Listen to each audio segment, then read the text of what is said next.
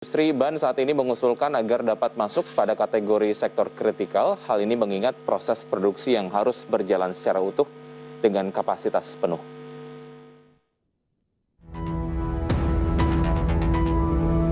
Sebagaimana diketahui, PPKM darurat yang kini telah berubah nama menjadi PPKM level 4 hanya mengizinkan sektor kritikal yang beroperasi dengan 100% kapasitas. Ketua Umum Asosiasi Pengusaha Ban Indonesia atau APBI Aziz Pane mengatakan, pihaknya juga telah bersurat pada Kementerian Dalam Negeri agar mengizinkan pabrikan berjalan 100%. Menurutnya, pabrikan juga harus mengejar produksi untuk pesanan ekspor yang tidak bisa ditunda. Aziz mengemukakan proses produksi ban umum terdiri dari 3 tahapan. Pertama, karet mentah yang masuk pada pabrik. Kedua, proses pengelolaan karet menjadi ban setengah jadi atau green tire. Ketiga, proses karing ban yakni memanaskan, mendesain hingga memperkuat struktur untuk menjadi ban siap pakai. Oleh karena itu, jika ada tahapan yang dipotong dan membuat bahan baku utama karet menjadi dingin karena menjadi stok di pabrik, maka pengelolaan green tire akan menjadi gagal. Di sisi lain, Aziz juga menyoroti saat ini banyak ban dari India yang bebas masuk pasaran di Indonesia. Sementara produsen dalam negeri banyak yang mengeluhkan permintaan domestik sangat lemah, artinya tekanan untuk industri ban saat ini semakin bertambah. Berbagai sumber, IDX Channel.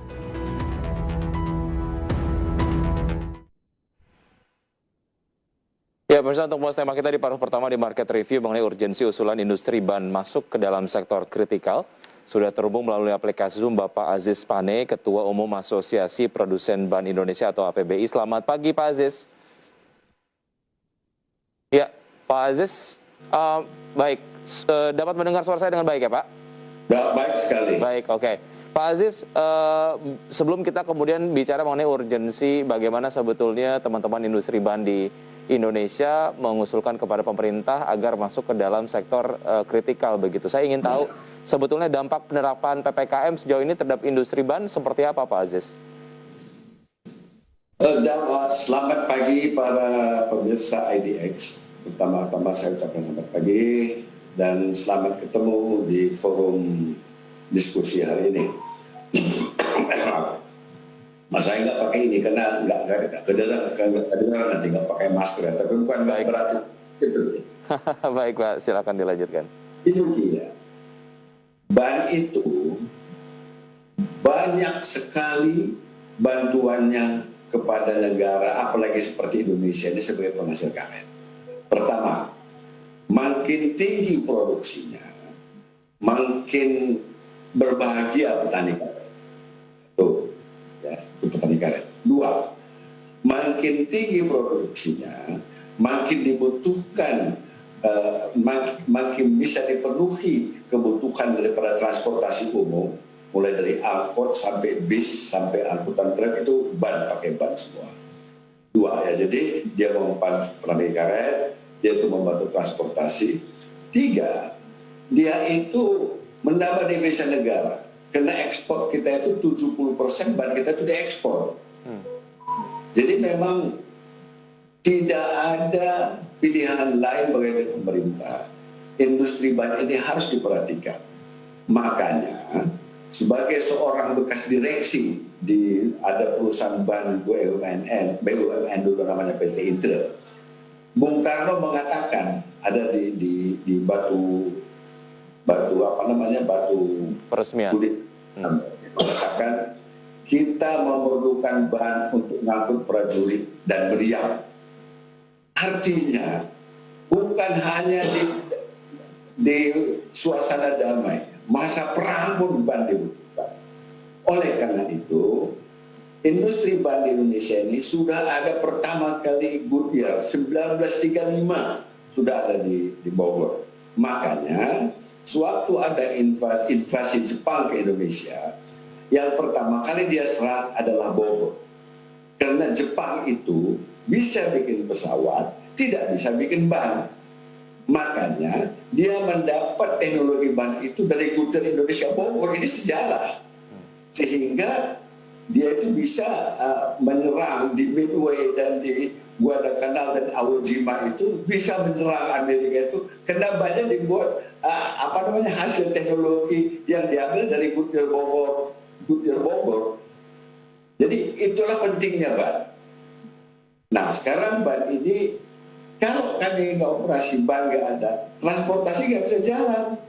Bukan hanya transportasi umum, ya, transportasi private car ya, tapi adalah transportasi bus, angkot, itu nggak bisa jalan nggak ada ban. Makanya kami mengharap kali pemerintah, tolonglah ban ini diperhatikan. Pertama, tolong diperhatikan soal dalam masa pandemi ini, tolong diperhatikan eksistensinya. Kenapa ban? Ambulans nggak akan bisa ngangkat pasien. Tanpa ban, dokter nggak bisa ke rumah sakit. Ya dia lain sama tekstil, lain sama permen. Ban adalah faktor utama dalam mobilitas satu negara. Kira-kira. Baik, artinya apa yang Anda sampaikan ini menguatkan urgensi mengapa industri ban harus kemudian masuk ke dalam sektor kritikal pada saat penerapan PPKM. Oke, kalau kita lihat dampaknya sejauh ini ketika diterapkan PPKM, bagaimana terhadap operasional kemudian juga produksi ban di Indonesia, Pak Aziz?